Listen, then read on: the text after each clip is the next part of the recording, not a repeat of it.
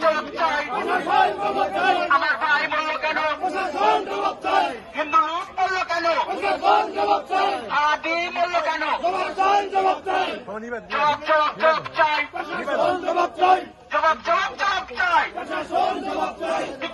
বিচার চাই।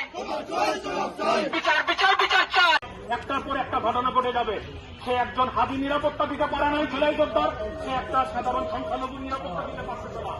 তার ব্যর্থতা দায় তাকে নিতে হবে এবং প্রত্যেকটা ঘটনার এই বলির পাঠা থেকে আমরা মুক্তি চাই। এভাবে আমরা আর কত নির্যাতিত হব? আমাদের দেবালয় থেকে শুরু করে কোনো জায়গায় বাদ যাচ্ছে না।